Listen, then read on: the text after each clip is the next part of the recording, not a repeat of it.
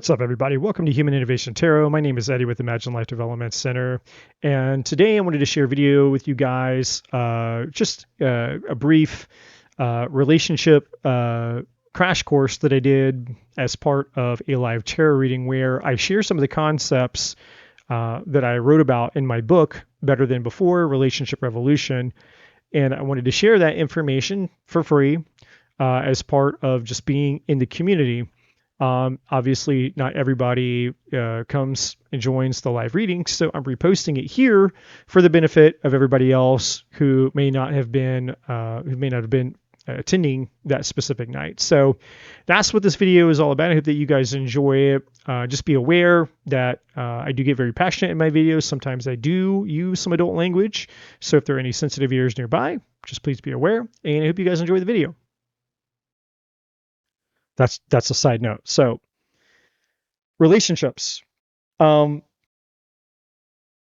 obviously with 11 years of obsessing over this topic, and I mean, God knows, thousands and thousands of hours in all the people that have helped in relationships, it's really hard to choose a single thing when there's so many things that are relevant that would be helpful. So what I've done tonight is simplified it all. And so what I'm going to be doing is sharing with you guys just a small snippet from concepts that are all in this book, which, by the way, if you want a free copy of my book, 100% free copy, all you have to do is send me an email and I will reply to your email with a digital copy of my book. It's the whole book. It will come to you in a PDF document, completely for free. No bullshit, no fine print, no nothing. But because it's a PDF, I have to be able to attach it to your email to send it back to you. All right. And I'm only going to send it to people that want it. If you don't want it, that's fine. But the email address, I'm going to put it in the chat. It's very simple. It's just imagine@dreamoutloud.center.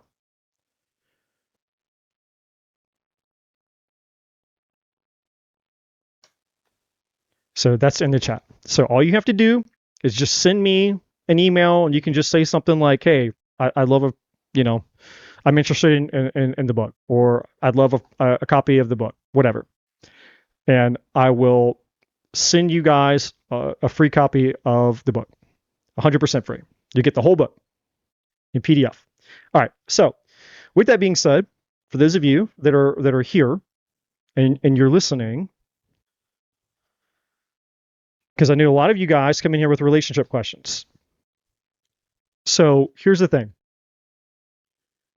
It takes one set of skills to learn how to find somebody, and it takes a totally different set of skills to know how to keep somebody, right? So if I was working with somebody who was single, and like, hey, I'm single, and I'm looking for love. Okay, well, I would work with that person in regards to the skills that they need to find somebody, and that's where most people start. Most people want to know, when they're single, how do I find somebody? But then when they get that person, they don't want the skills to know how to keep them. And that's the bigger problem, right? Because even if you don't have any skills at all, chances are, if you just live long enough, you're going to bump into somebody. I mean, hell, fate, destiny, God, source, universe is going to bring somebody into your path. At some point in life, you're going to meet somebody. They're going to kick off a conversation. You're going to end up in a relationship with somebody. So even if you don't have skills to meet somebody, you're probably going to end up with somebody. My point is, the more important skills that people need are not the skills of how to meet somebody. It's how to keep the person that you fall in love with. And that's where everybody's going wrong, is we don't have the skills because no one teaches us the stuff. All right. So for a little bit of engagement here, how many of you guys in the chat, and I want you guys to be honest with me, how many of you in the chat have or know like of a relationship or a marriage that when you see that relationship or that marriage, that's your ideal relationship, meaning I want what they have? How many of you can say that you know of a couple, whether they're married, whether they're just boyfriend, girlfriend, it doesn't matter. But there's a couple that you know and you want the exact relationship that they have. Is there anybody in the chat that can name, and all you just say, you know, you don't have to, you know, say their name, but just be like, hey, you know, I know a couple that I would want what they have. And when I say you want what they have, I mean you want literally, like, you look at their relationship as being the ideal relationship for you. Like, if you could have what they have, that would be absolutely the ideal, the perfect relationship. Now here's the kicker. You have to know these people. You have to know them. And this isn't like celebrities or some fantasy Disney World shit. And also, there's another distinction. I'm not talking about relationships that you respect. It's like, for example, my parents, uh, by far, the two people that I love most in my life, they've been married for almost 50 years, and I respect their relationship. I respect their marriage, but their marriage is not the template or the archetype of what I would want. Even though I respect them, I respect their marriage, but it's not what I would want. There's a difference here. I'm not talking about you respect them. I'm talking about you want exactly what they have. So divine timing says me. Mariana says me. Brandon says my grandparents. Irish says, yeah, but you don't know behind closed doors. And see, that's the thing. That's 100%. That's 100% true. What you see out in public is not necessarily what you see behind closed doors. Maria says, I do know a couple who seem to have a wonderful relationship.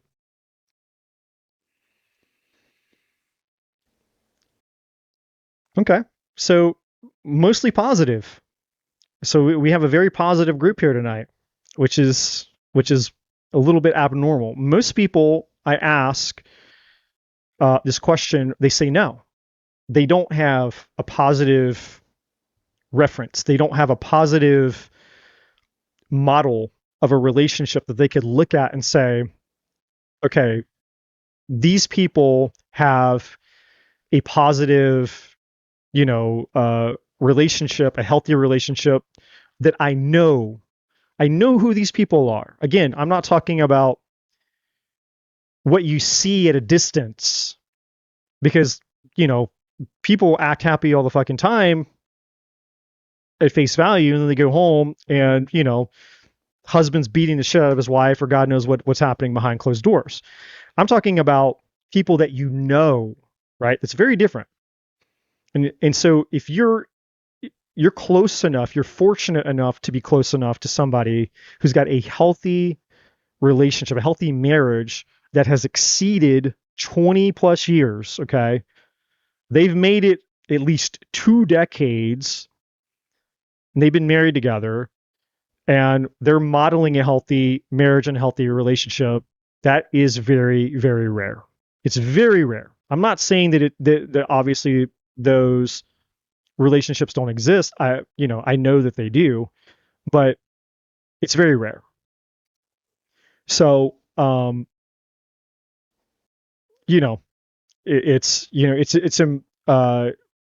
point in saying this is that because we don't have many healthy role models, most of us, we don't have a clue. We don't know what even a healthy relationship looks like.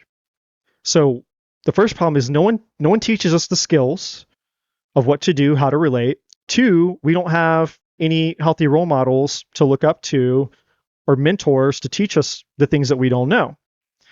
So essentially, 97, 98% of us out here are just basically figuring it out as we go, right?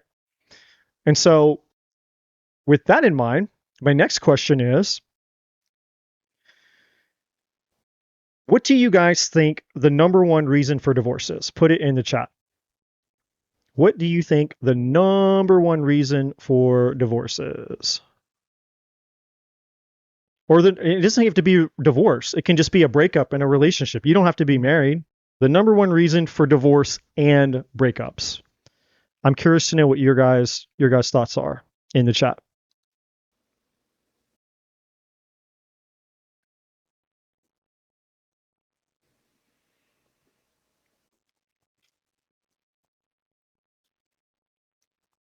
Okay, Gene says money. There's no right or wrong. I'm just asking what your guys' opinion is. The grass is always greener on the other side. Breakdown in communication.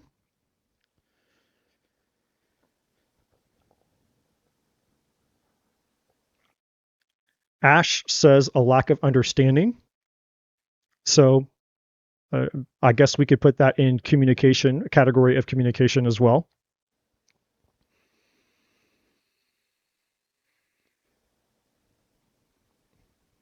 Didn't think and talk through the future. So that's also could be placed into the container of communication. What else do you guys think? So far, communication. People don't connect deeply enough before getting married.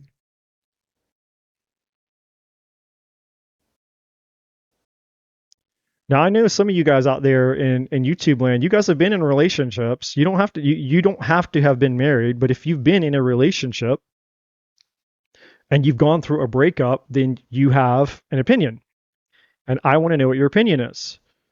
Incompatibility, not taking the time to really get to know a person before becoming serious. Divine timing says definitely communication in selfish ways.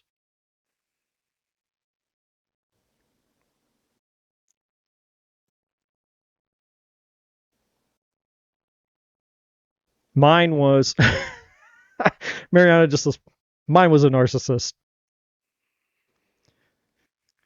which basically means option D, all of the above. All right. Well, so when I asked this question, and there's a reason I asked you guys, when I asked this question, 90 to 95% of the time, these are the answers that I get, and in order from greatest to least. All right. So I wrote this down before I asked, so you guys would know that I didn't fabricate this and make this up. The number one reason that people say relationships fail is usually communication. People say, yep, that's got to be the number one reason. If they don't say communication, then they'll say, well, it's got to be money and finances. That's got to be the number one reason. If it's not money and finances, then it usually boils down to some type of sex or intimacy related issue, right? So when I ask this question, essentially, these are the common responses that I get. These are not even in the top 10. Okay? These answers that are on this board are symptoms, not causes. Communication is not a cause, it's a symptom. Money and financial issues is not a cause, it's a symptom. Sex and intimacy problems, it's not a cause, it's a symptom. And so the reason that so many people are having failed relationships and they can't figure out why the relationship is failing is because they're troubleshooting symptoms instead of troubleshooting the cause. Because if you knew what the cause was, then you could address the cause and then the symptoms would go away and you could potentially have a different type of relationship than the one that you were having. Or you could have a relationship that was better than before. So what I wanted to share with you guys are basically the top 3 reasons. Okay, and again, if you want a free copy of this book, everything that I'm sharing is literally in this book. No holds barred, no holding back. And even if you came to me and you worked with me in relationship coaching, basically the principles, the knowledge, the tools, the skills, whatever you want to call it, that I use are all still in this book. So when I wrote this book, there's no gatekeeping here. Like a lot of people, they write books and shit and they're holding information back. Well, that's not what this is. This isn't a bunch of fluff, a bunch of storytelling. This is like just a manual, basically. You just get into it and it just starts addressing all the different things. So this isn't like, you like reading a good story and you like lots of different stories, and that's not what this is. This isn't a book with stories. This book is just getting down. It's just very logical, practical. Here's the problem. This is how you fix it. Here's the problem. This is how you fix it. Oh, you're having this problem. This is how you fix that problem. So basically, what I have found in my 11 years of obsession over this is that there's essentially only 7 reasons, 7 causes. We talked about the symptoms. Here are the symptoms. These are the top 3 symptoms that people will say is the reason for breakups and divorce. Well, there's 7 causes, or what I call 7 deadly sins that destroy all relationships. There's only 7. So whatever problem, if you come to me and you say, hey, this is the problem that I'm having in my relationship. And if you came to me, most people will tell me that these are the problems that they're having in their relationship, which is why most people give these answers when I ask the question, what causes breakups? Because these are the problems that they think that they're having in their relationships. So they're thinking, well, my problems are no different than other people's problems, and everybody else is in agreement that we're all having the same problems, which is communication, money, and sex problems. And so since everybody's kind of on board and in the same category, and these answers really don't change much, everybody believes that must be the problem. But these are the symptoms.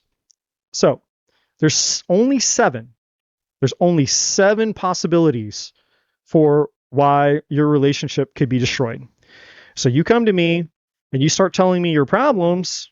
Basically what I'm doing is I'm categorizing your symptoms into one or more of these 7 possibilities, these 7 containers, which I call the 7 deadly sins. Now, I'm not going to go into all 7 of them with you, but I'm going to give you the top 3 because the top 3 are the most deadly of the 7. Okay? Meaning that 90% to 95% of people who are having relationship problems is due to the top 3. So if you can understand these 3, then you will be so far ahead of like 99% of the people out there who know nothing. So just by you understanding the teeny tiny little bit of information I'm about to share with you, your opportunity to change your relationships and have a completely different, leaps and bounds worth of knowledge. And again, it took me 11 years to learn this shit, thousands of hours, and literally over $100,000 of training. Obsession, literally obsession. And you guys get it completely for free. So let's talk about really quick, we're going to talk about the top 3 deadly sins that destroy all relationships. And then I'm going to tell you what to do to fix it.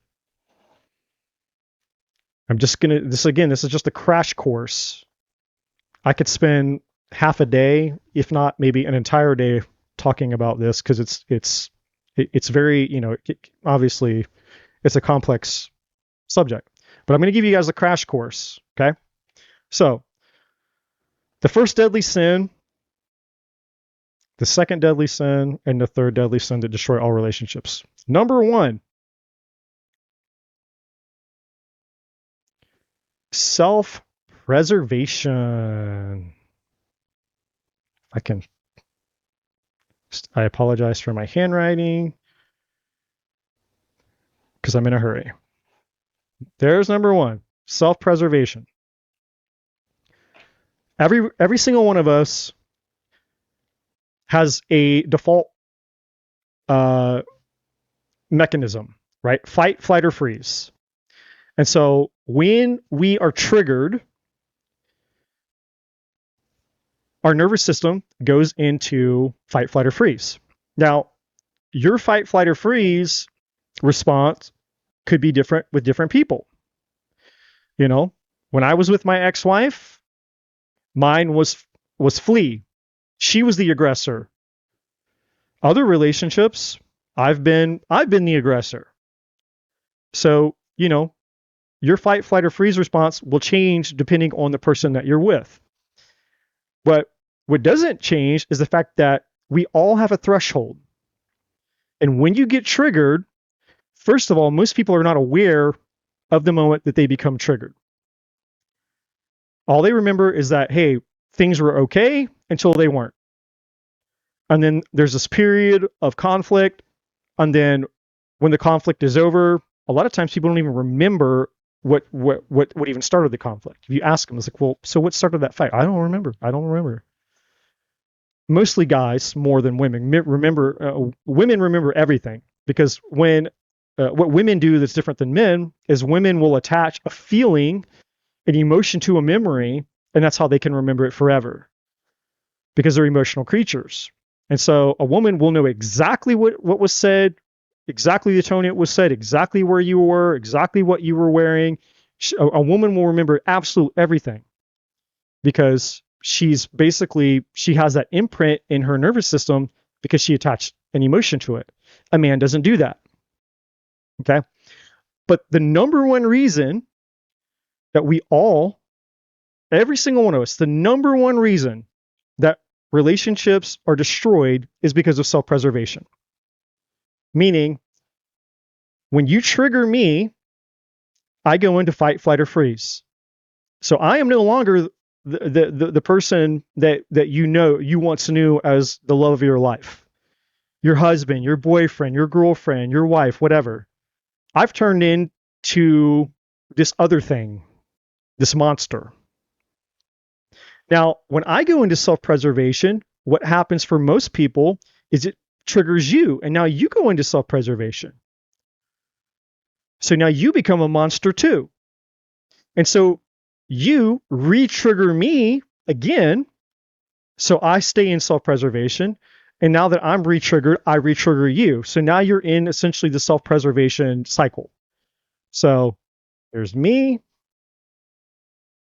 and then there's you. And around we go.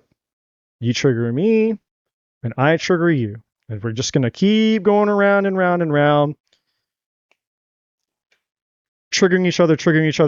We're just triggering each other's fight, flight, or freeze response. Now, for most people, the way that this gets resolved is they go to sleep at night. You can't fight forever. At some point, you have to fucking go to sleep. And so you go to sleep, and that's what interrupts the pattern. Because in other words, and for you to get out of this cycle, there has to be something that interrupts that pattern. Well, for most people, they don't know how to get out of their own pattern of self-preservation. And we all do it. So most people just have to go to sleep. And so what happens when you go to sleep, the adrenaline calms down, your nervous system regulates, and you wake up and you're not triggered anymore. And so now you and your partner can function like normal human beings because you're not being hijacked by basically survival chemicals. So anytime that you go into self-preservation, you're not being logical, you're not being practical, you're not being compassionate, you're not being empathetic, you're not being understanding. None of that shit exists when you're in self-preservation. That's why it's called self-preservation. the number one priority of self-preservation is to preserve and protect oneself. Not care about your partner, not care about the future, not care about, the relationship, not care about whether you're going to stay together and remain, married or boyfriend and girlfriend and all that shit. All that shit goes out the window. It's about me and only me. That's what self-preservation is. And so with work and effort and intentionality and a lot of other skills, we can become more aware of our self-preservation patterns to where eventually we master our self-preservation issues instead of them unconsciously ruling us. Very few people do this. Very, very, very few people will invest in themselves. And so they'll continue to do the same thing, expecting a different result, which is the definition of insanity. All right? But let's be clear. Let's be crystal fucking clear that this is the number one reason for divorce and breakups. There is no other number one. It's not communication. Communication is a symptom of self-preservation. Self-preservation is the root cause. Do you think you're going to be able to communicate effectively? Do you think you're going to feel safe, seen, heard, and understood? Are you going to be able to put yourself in your partner's shoes? Are you going to understand where they're coming from? Are you trying to understand where they're coming from? When your whole nervous system is being hijacked, flooded with chemicals that are saying one of three things. I either need to fight this person to protect myself, or I need to flee, I need to run, I need to escape from this person to protect myself, or I need to stonewall, I need to freeze, pretend that nothing's happening, pretend that it's not there, pretend that it doesn't exist, and if play dead, basically, play possum. Well, if I just lay here and I pretend that I'm not here, that this problem doesn't exist, the problem will just go away. Well, of course not. Of course, communication. Of course, you're not going to feel like communication is working, because you're not in a mode of receptivity where effective communication is even possible. You're in your fucking animal instincts, fight, flight, or freeze. Not a time to communicate. This isn't a peaceful. When you're triggered and you're in the cycle, this isn't about a peaceful resolution here. This is like do or die. That's how severe it is in our nervous system. It doesn't matter what you think in your mind, because that's not what's happening inside of you. So when people say communication is the number one reason, it's not. It's a symptom. This is the number one reason, always. So this is why this is the number one deadly sin of all deadly sins, is your self-preservation pattern. When you get triggered, you're going to trigger your partner, and then your partner re-triggers you, and then you re-trigger your partner, and back and forth you go, and you go, and you go, and you go. Well, eventually, you reach a threshold within the relationship, because no matter, there's not enough logic and there's not enough love that's going to override your nervous system. When your nervous system has had enough, guess what? You won't trust that person anymore. And if you don't trust that person anymore, do you think you can have love with that person? Sincere, deep, genuine, intimate, vulnerable love with that person? Of course not. So your relationship is destroyed. It's over because you don't trust them anymore. Why don't you trust them? Because your nervous system doesn't trust them anymore. Well, why doesn't your nervous system trust them anymore?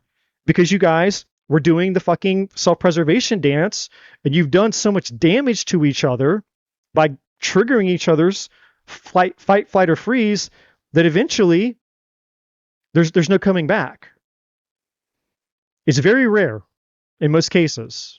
I'm not saying it's impossible, but it's very rare that people who've done enough damage to each other can ever regain that trust, because it leaves an imprint in your nervous system that this person is a threat to my existence.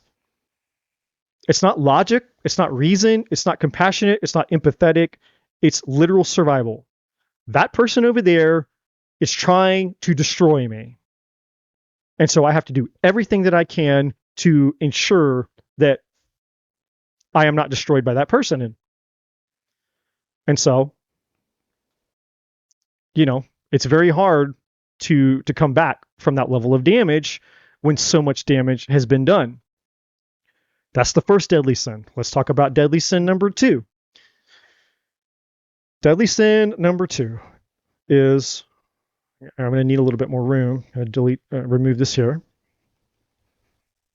This is the second deadly sin that destroys all relationships. Not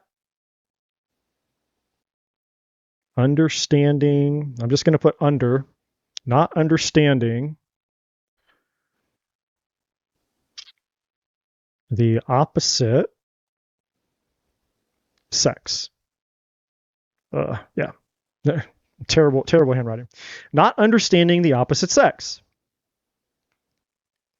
Now, you bet, yeah, but what about same-sex couples? Well, it doesn't matter. Even if you're in a same-sex couples are really not same sex. I mean, they might be the same body, but the energy, there's always a masculine, there's always a feminine. It doesn't matter. 2 women or 2 dudes. It doesn't matter. One of the 2 is going to be the more masculine person, and the other one's going to be the more feminine of the 2 people. All right. So, it still applies. For the rest of us, the majority of relationships that are, dealing with the opposite sex, this is by far the second deadly sin. Men don't understand women, and women don't understand men. There's a reason that we're called the opposite sex. And so it's not hard to understand why self-preservation is the first deadly sin if this is the second deadly sin, because they go hand in hand. If I don't understand you as a woman and you don't understand me as a man, then the opportunity for this to happen is going to be more frequent. That's why self-preservation is number 1, is because of number 2. I don't understand you, you don't understand me. So basically, women think that men are just hairy women. And men think that women are just pretty dudes with a vagina. So we have a tendency to relate to our partner as the opposite sex version of ourselves, and that's where we go wrong. So with me and my ex-wife, for example, I just related to my ex-wife in my ignorance of not understanding all of this. I was just like related to her as the opposite sex version of me. So when she wasn't behaving like the opposite sex version of me, basically Eddie with a vagina, that's what I thought she was. I thought my ex-wife was just Eddie with a vagina. And so when she wasn't behaving or acting like Eddie, then I didn't understand. Like, this doesn't make sense to me. Why are you behaving this way? Why are you acting this way? And so I was basically invalidating her all the time because I didn't understand why she was doing things that I wouldn't do. I didn't understand why she couldn't see things the way that I saw things, or perceive and understand things from a very logical, rational, non-emotional standpoint. Because I'm a dude, she's a woman. I'm the logical, masculine, practical one. She's the feminine, emotional, feeling one. But I didn't have that. I had no concept of that. So I paid a really, really, really, really big price of not understanding the opposite sex and just how different this really is. This one is a biggie. This one is huge. Because there's a lot to learn. There is a lot to learn with number 2. But you can still learn at least the things that matter most. So for example, for me, if I was going to just take some random dude off the street or something, it was like, hey, you know, how's your, how's your luck with women? He's like, it sucks. It's like, okay, cool. Well, here, let me help you out. All you got to do is be good at these 4 things.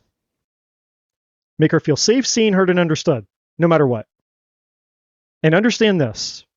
When it comes to a woman, it's not going to make any sense to you. That's it. Just know that it's not going to make sense to you. Just accept the reality of what it is when it doesn't make sense to you. And if you can accept that reality, then you'll do well as long as you're doing these 4 things. Make her feel safe, seen, heard, and understood. Oh, and then there's the bonus point thing too that you need to understand. Sometimes she's going to just turn into a monster for no reason. And you've done nothing wrong. She knows you've done nothing wrong. But she's a feeling-oriented creature.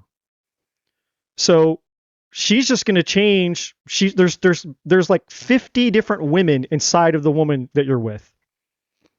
Literally. All these different personalities, all these different feelings, all these different identities. There's 50 of them in there. At least. And she doesn't know which one she's going to wake up to. She doesn't know which one she's just swapping them out throughout the day. She's not even aware of it. All these different hers that are being swapped out in real time.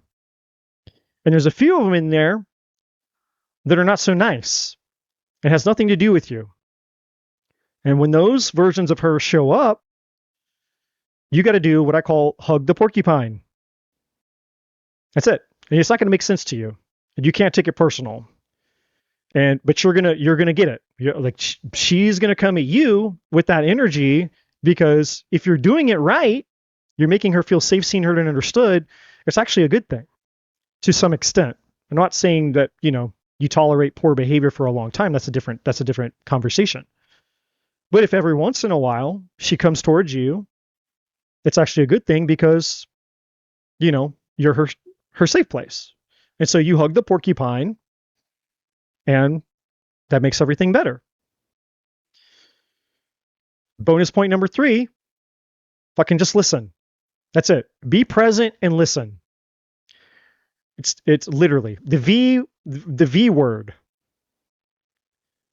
Venting is Viagra for women. Just listening. All you have to do is listen. But you can't be distracted, and you need to be present with her. And if you can only tolerate so much because you have, attention span and you're a fucking dude, that's okay.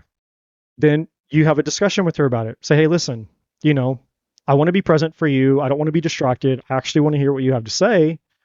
But, when you ramble on for 10 minutes, I start to get distracted.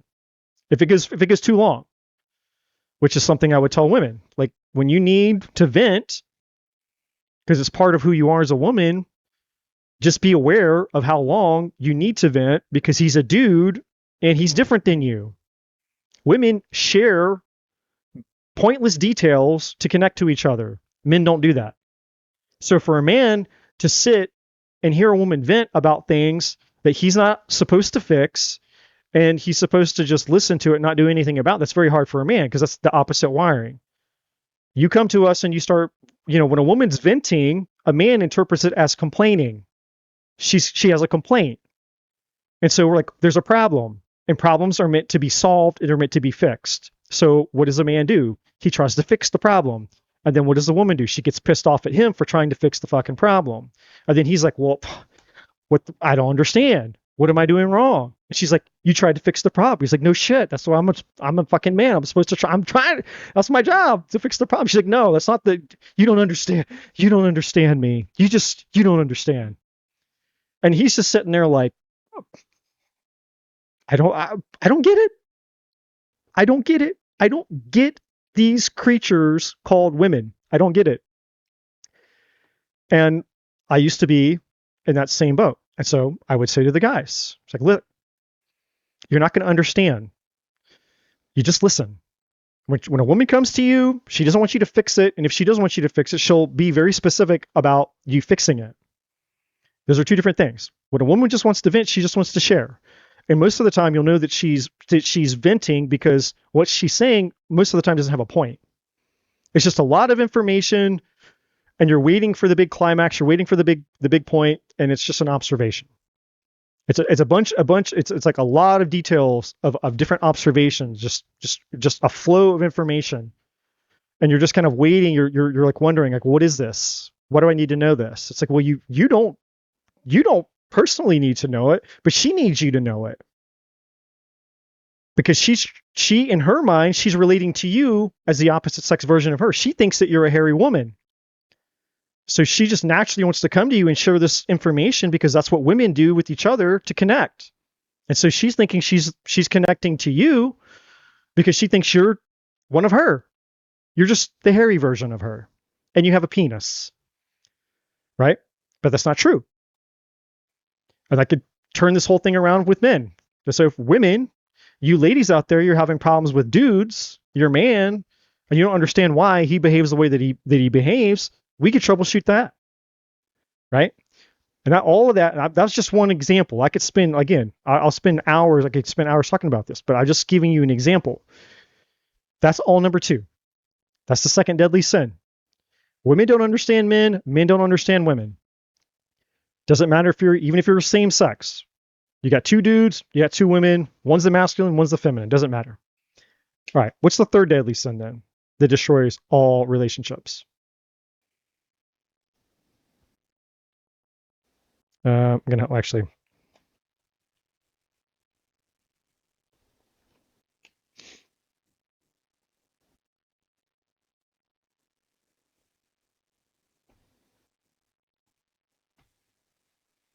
Okay. I have to abbreviate. The third deadly sin that destroys all relationships is you have no vision, goal, or purpose beyond the relationship itself. I'm going to say that again. The third deadly sin that destroys all relationships is not having a vision, goal, or purpose beyond the relationship itself. What does that mean? This is where the conversation about communication, sex, and money, this is the one where all of that comes into play. See, most people, when you meet somebody, right, the infatuation phase of a relationship, as they call it, the beginning phase. Well, at that stage of the relationship, there is a vision, goal, and purpose. It's I want this person. The guy and the girl. You're not in a relationship yet. You just met, but you like each other. Well, what's the vision, goal, and purpose? The vision, goal, and purpose is to make this person like you back. Okay, you accomplish that. What's the next vision, goal, and purpose? Well, now it's to start dating. Okay, you start dating, you accomplish that. What's the next vision, goal, and purpose of the relationship? To basically to become a formal or whatever I can't think of it. Define the relationship. Becoming boyfriend and girlfriend. You're actually now a legit relationship. You're actually together. All right. So now that you're together, now what's the vision, goal, and purpose of the relationship? Well, now maybe it's, to get engaged. All right. You accomplish that. Now what's the vision, goal, and purpose of the relationship? To get married. Okay. Now what? Well, now we want to buy a house. Okay, now what? Maybe you want to have some kids. Okay, now what?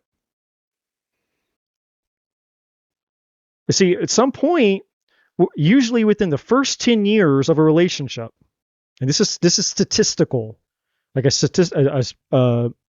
statistical proof, or statistically proven rather, if I can fucking talk. Within the first 10 years of a relationship, you have already accomplished all the things. And that's only the first 10 years, but you have the whole rest of your life to live with this person. What are you going to do? What are you going to do with no vision, goal, or purpose now that all the things are done?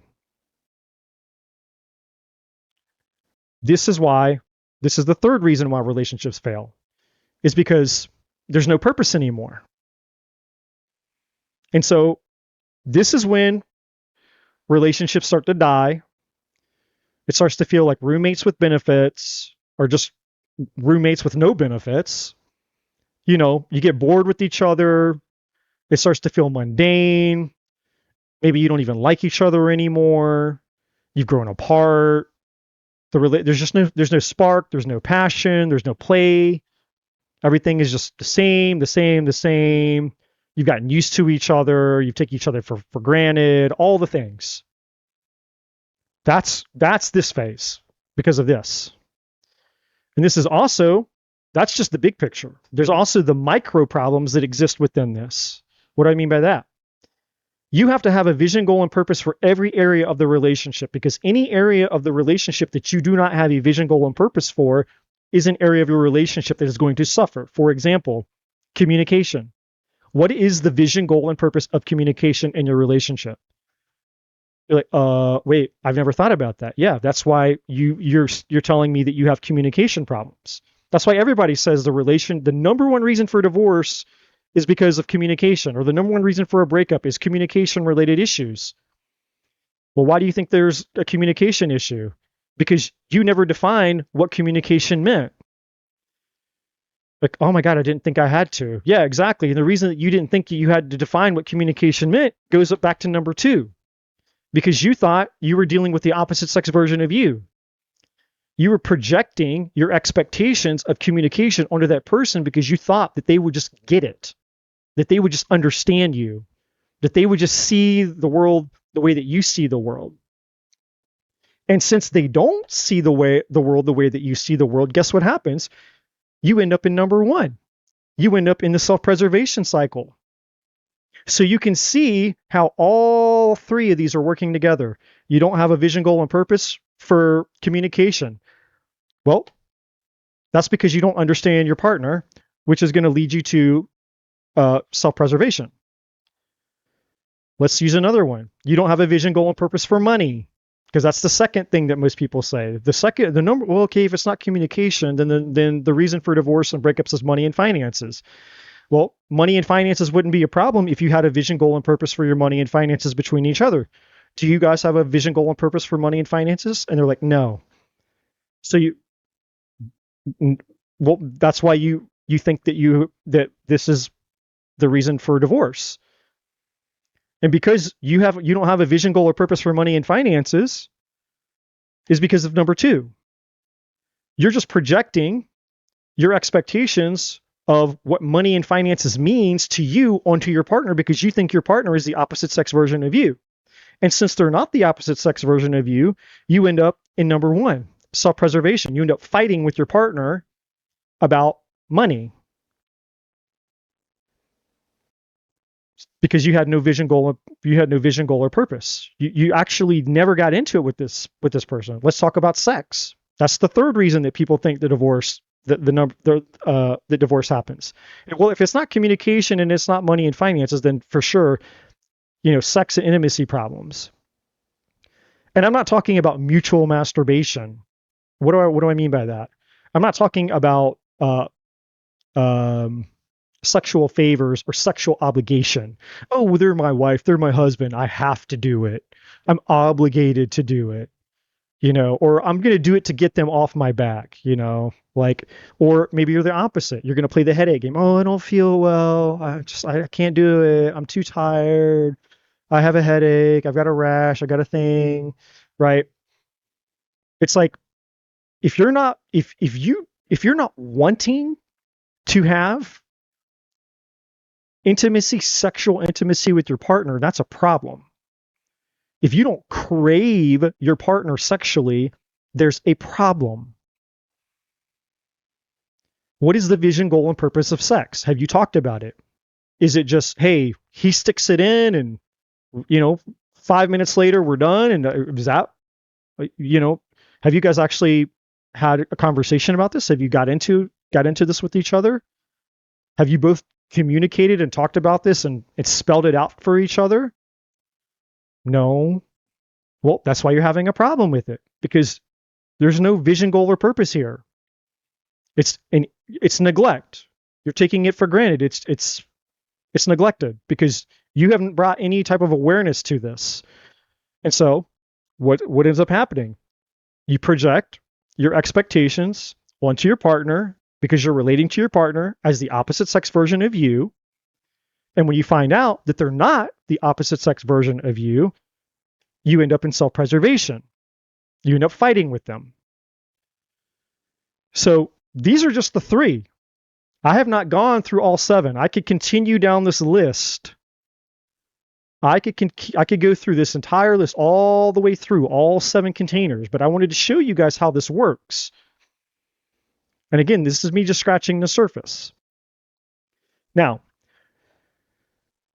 this is how you troubleshoot your relationship. There's 3 skills that everyone needs to learn if you're actually going to succeed, and that's a whole different thing. I'm going to tell you what those 3 skills are, but I'm not going to explain it because I've gone over time for what I intended in teaching you all this. But I wanted to give you guys something. And again, for those of you that are still here and you're still listening, you send me an email to imagine@dreamoutloud.center, and I will send you all this information that I'm talking about is in my book. Completely, all of it. Far more detailed than I'm even telling you here because I'm on a time crunch. You will get this everything that I'm saying, you will get completely for free. It's my gift to you all. But you have to send me an email and ask for it. And I'll send you the file. It's just a PDF. And it's which means you have to actually read it, and it's a PDF file. So you're going to have to scroll but it's free. But if you want a hard copy, or if you want a digital copy for like Kindle, it's available on Amazon. So you can, if that's what you prefer, but that's up to you. I'm not here to really, it's not even about the book. Okay. And I don't make shit when people purchase this, because the cost of being self-publishing, it's like, it's nothing. I get like $1, maybe. I think something like that. It's literally nothing. So I'm not getting rich when people buy my book. Just to be sure, just to be real. For those of you who want to self-publish, you don't make shit unless, I don't know, if I sold like 1 million of these, maybe, because then $1, 1 million people, then yeah, that'd be $1 million. It'd be worth it. But I'm not going to sell 1 million copies of this. But that's not why I wrote it. So, and that's why obviously I'm giving it away for those of you that want it for free, because I'm more interested in you all having helping you guys fix your relationships, because it's something I'm passionate about, because it's something that I went through. I went through hell. And this is what, if I could go back in time, this is what I would have given to me 12 years ago. When I didn't know, I didn't have the skills to see the warning signs with my ex-wife. I didn't have the skills. I did now. And looking back, I realized probably so we were together for 10 years. And it was probably year 7, probably around year 7, that she was the warning signs. So, I wasn't aware of the warning signs. She was giving me the warning signs. For 3 years, she was giving me the warning signs. That, hey, you're losing me, dude. You're losing me. You're losing me. You're losing me. You're losing me. For 3 years, she was giving me the warning signs that I was losing her. Until this, self-preservation. Enough was enough. She couldn't take any more.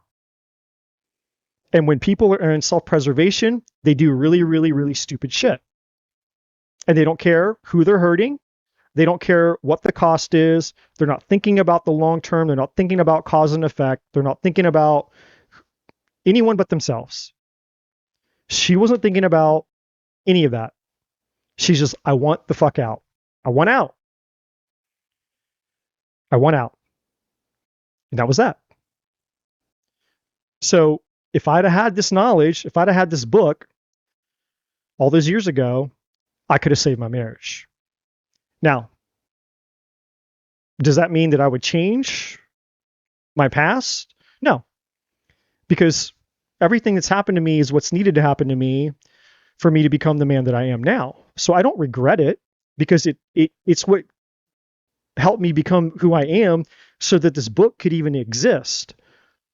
So in some way, my ex-wife leaving me was one of the greatest gifts that I've ever been given, because now I can pay this forward to so many people so that they don't have to lose their marriage. And if they do lose their marriage or their relationship, then I can give them the skills to make sure that it doesn't have to happen a second time or a third time or however many times. So this was the theme of what I wanted to talk to you guys about, because this is what the divine put on my heart. And so for those of you who came in to this later, you weren't here from the beginning when I started talking about all of this at the beginning of the live. This is what the divine wanted me to talk about: relationships.